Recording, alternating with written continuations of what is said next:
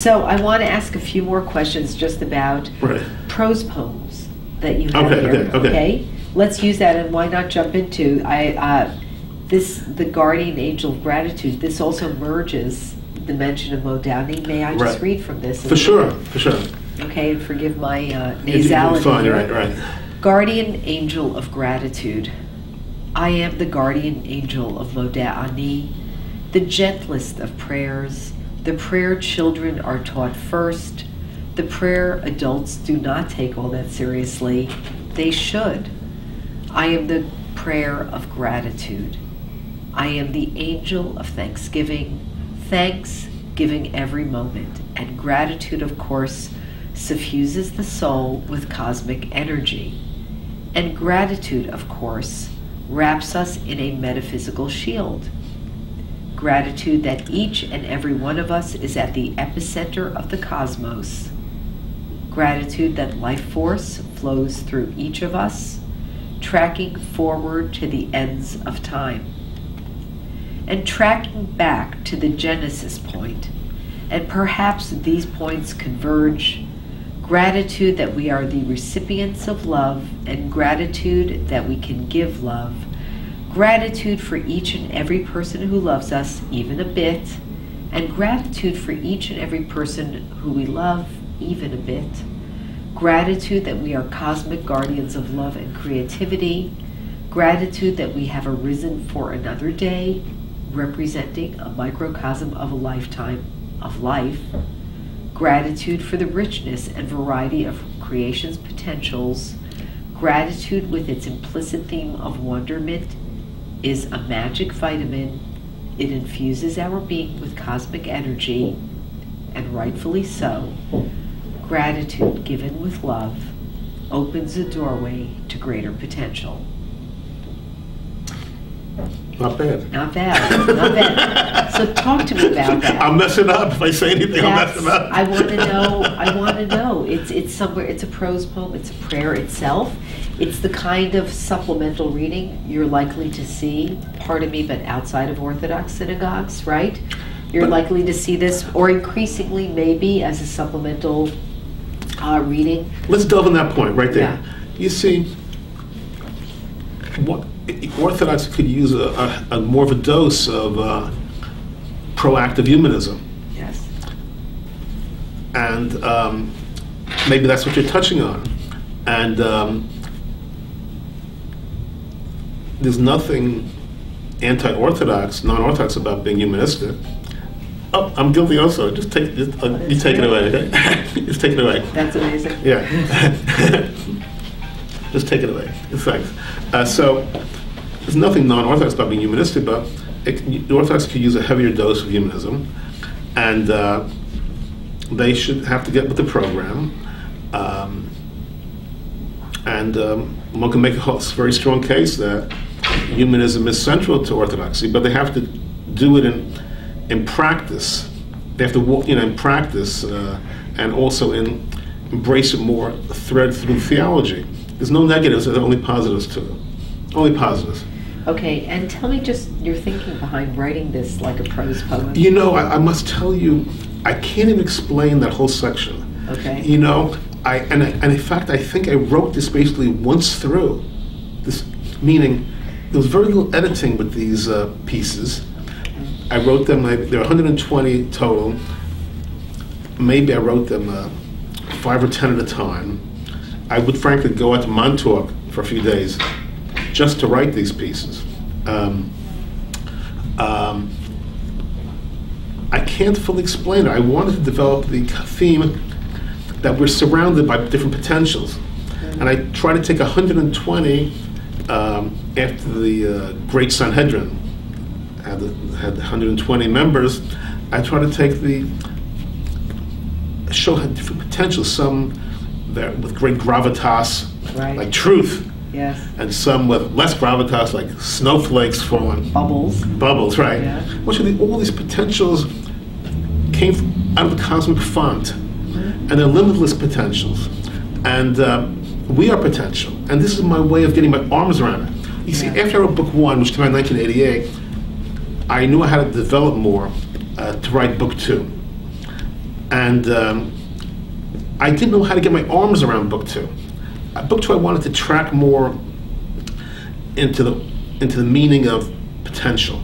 I had great difficulty myself getting my arms around it. Great difficulty. And then I alluded prior in the discussion to my talk at Ohev Tzedek on 95th Street on Yom HaShoah, and where I talked about 100 angels, not 120.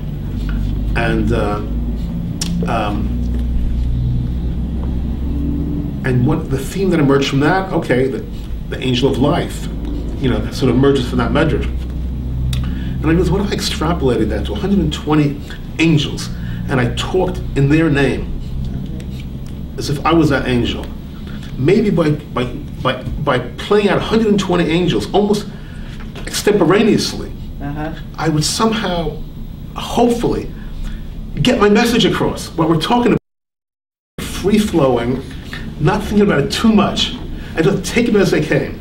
Okay, angel of snowflakes, angel of truth, angel of mercy, angel of victory, boom, boom, and let me just go for it.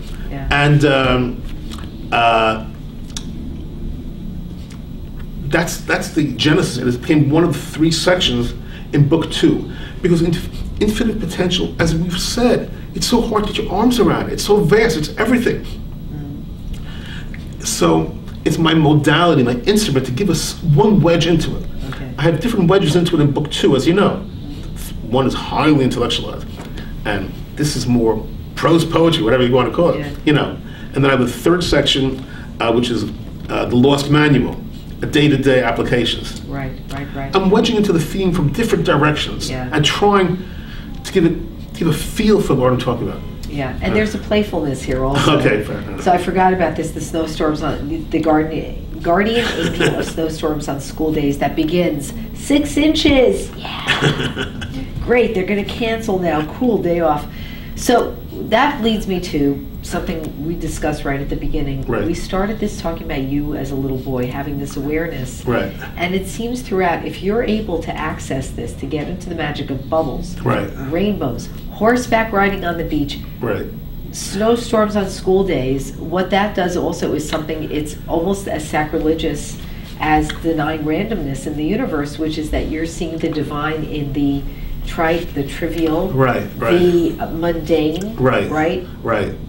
Well, let's remember clearly that I'm saying divine could be lowercase d or uppercase d.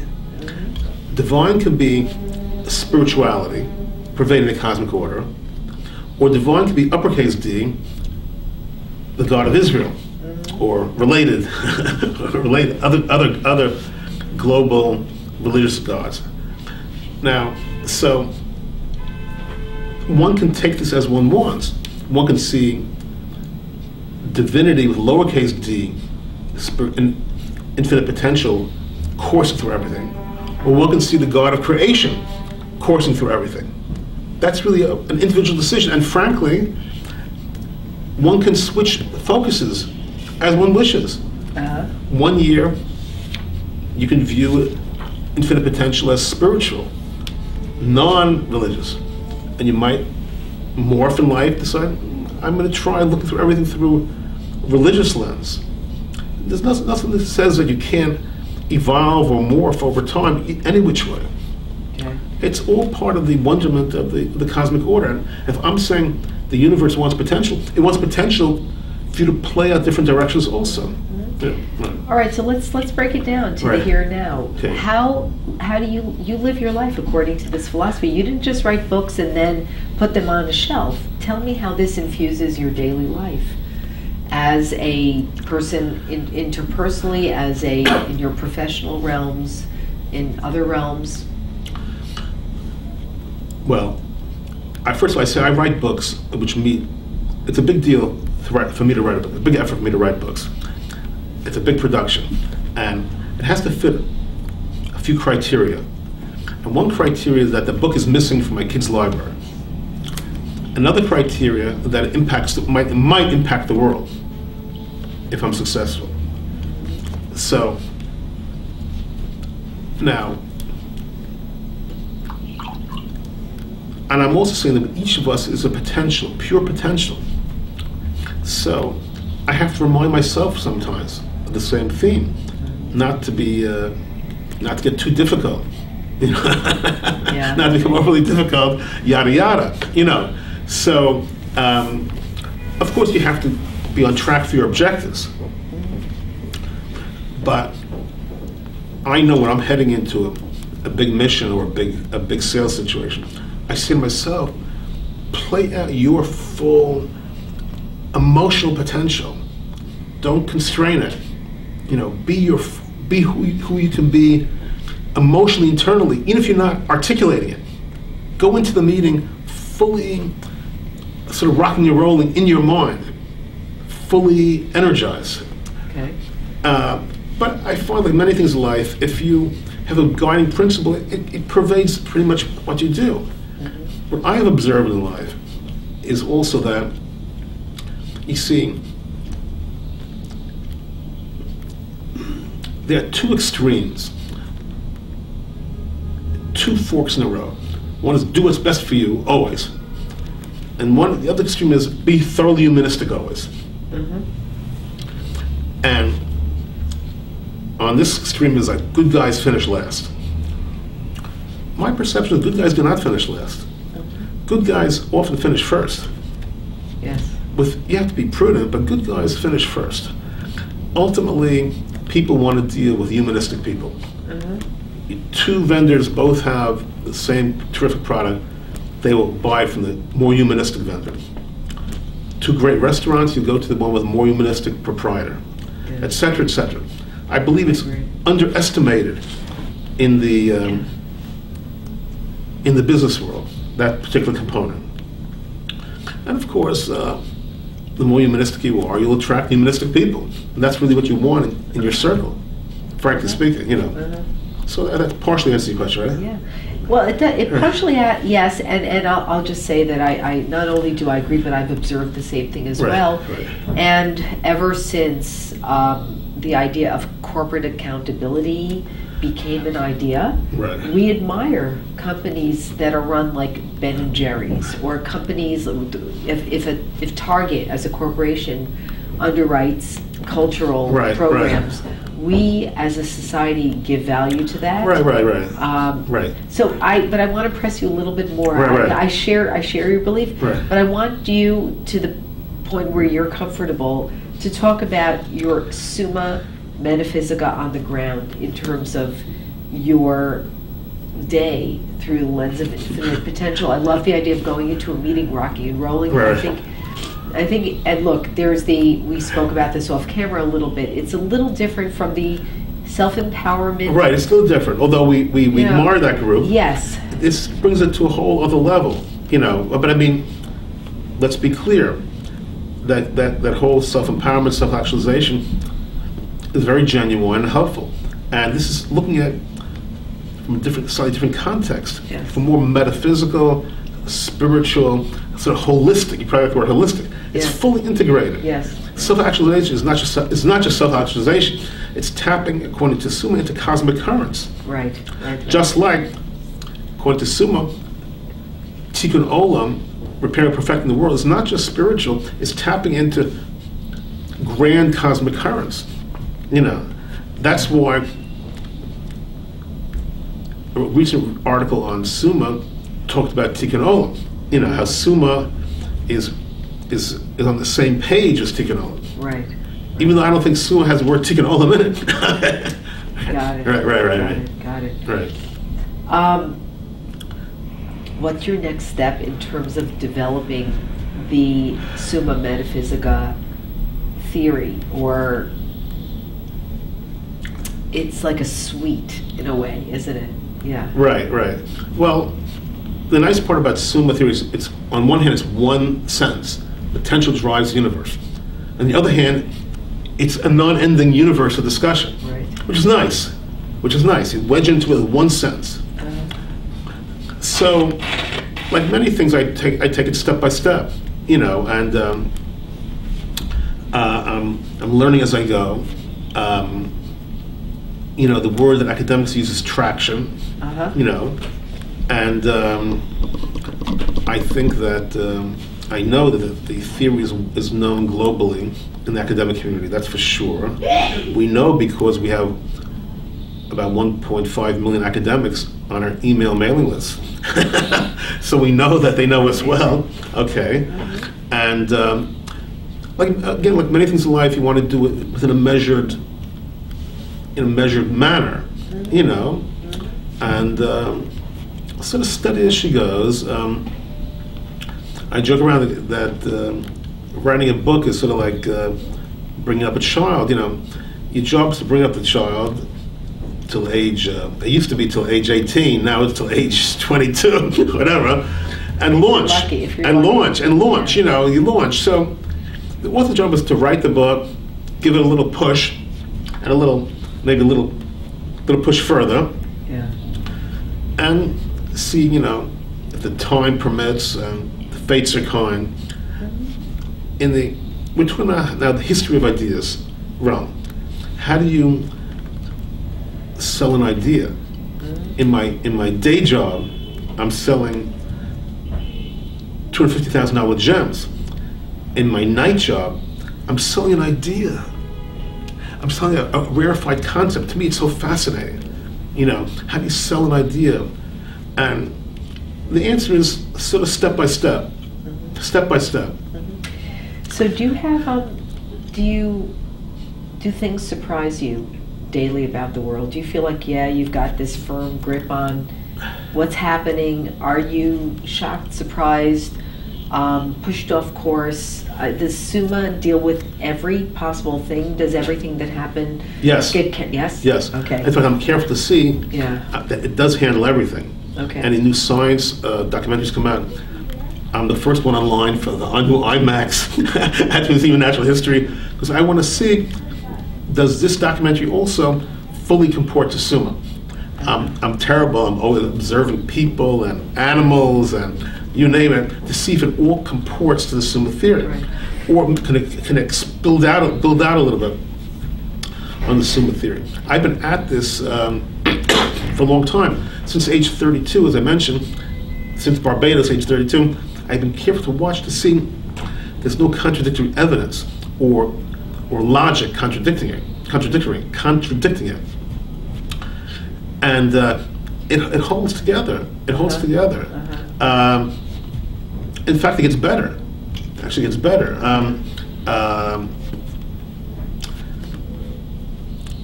You know, part of when you propose a theory or metaphysics, you can't prove it classically, like in a laboratory, but you can support it what's called inductively.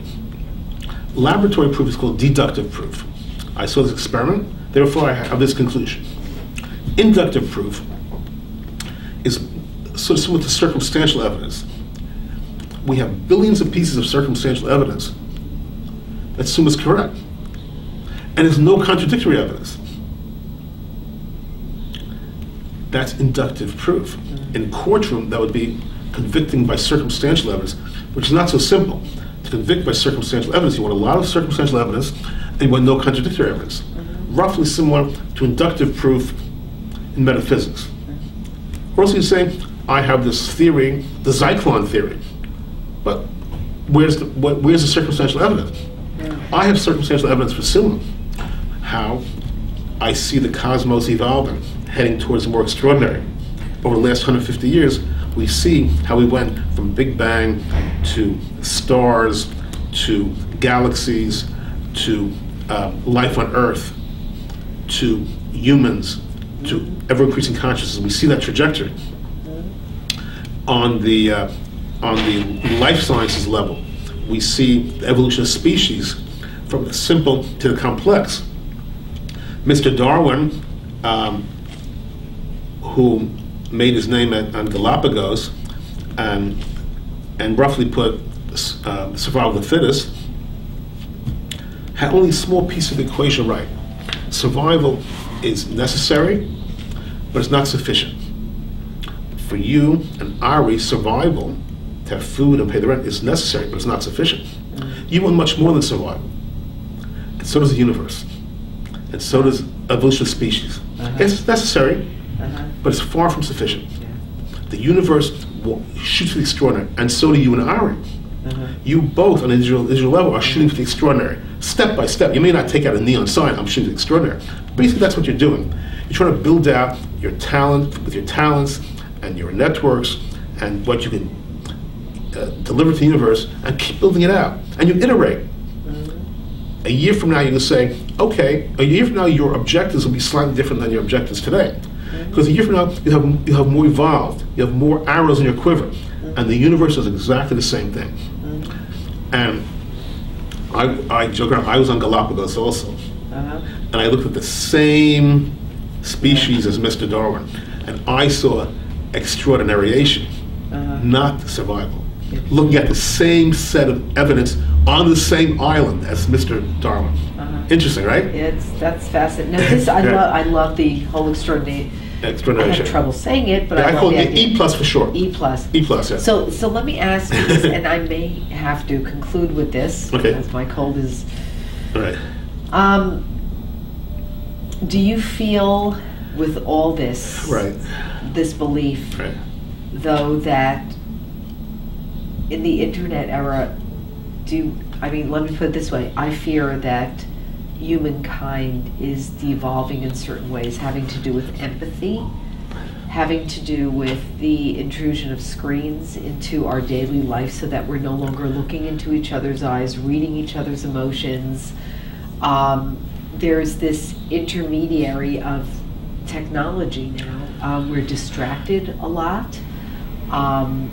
I think there's an objectification going on with millennials right now in terms of relationship forming, as opposed to what can I give this person, it's more what can I get from this person in some of what I've personally observed. Do you worry, do you share any of those concerns about, or do you feel that we're, in fact, it's quite the opposite, that we're becoming more and more evolved and extraordinary? I think so many components of life, food, money, power, sexuality, and onward, they can be used, the internet can be used for good or for negative.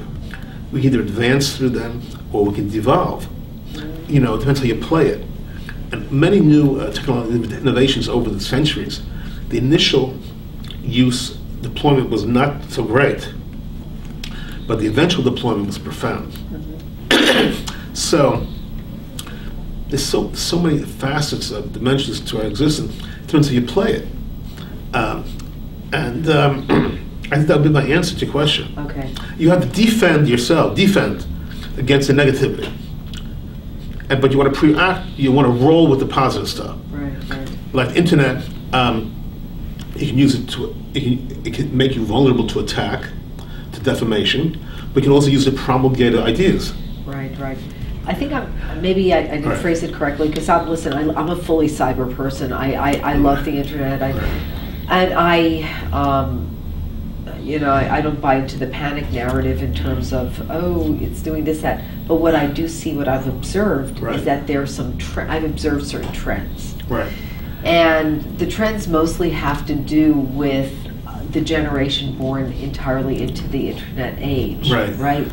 It has to do with a very simple thing. I'll give you some observations. Walking down the street, watching a mother push her child in the stroller. The kid is talking to the mother, and the mother's like, no, talking while texting. It's ubiquitous. It is, or going to a restaurant, everybody sees this. Stop. My favorite is walking Central Park around the reservoir, and the boy and the girlfriend are holding hands, each on their own cell phone, talking. That's my favorite. That's a variation on it. So there's that. There's 4 people sitting around the table. Everyone's on their. Right. So we know what's happening. We're observing. So there is a lessening of an immediate and unfettered engagement with the other, right? And so. Which brings us to Shabbos. It does. Everything, yes.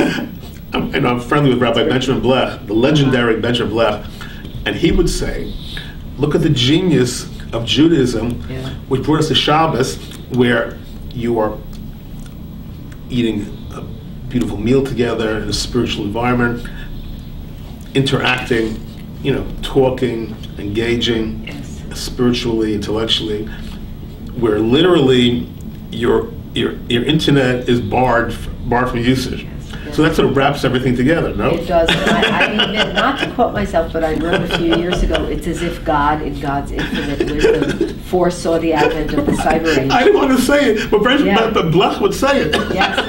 But I feel this very profoundly. Right. And I once wrote about actually the Shabbat, the Kiddush in the shul as being the only social environment available if you're in a somewhat observant synagogue, right, where your conversations with people are not interrupted by, bings, blings, whatever, tings, tweets. Right. And I am guilty as charged. My phone went off in the middle of this. Right.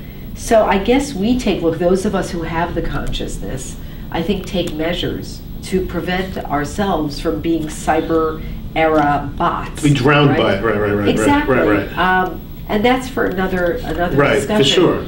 But I want to thank you. This is, first of all, the fact that we had this conversation on Erev Shabbos going into Shabbat TGIF. is great. Thank God it's Friday. And I see this as really just one in many conversations. I'm honored. I want to thank you for being so incisive, so learned, so smart, and it was a great interview. I would say I don't have to ask too many questions about people. They tell me about themselves from their questions. Yes. No, it's true. You learn. Right. That's exactly so. You learn about the other person. So this is a great experience, and thank you. Okay. Thank you. All right. Thank you. And thanks everybody. God bless.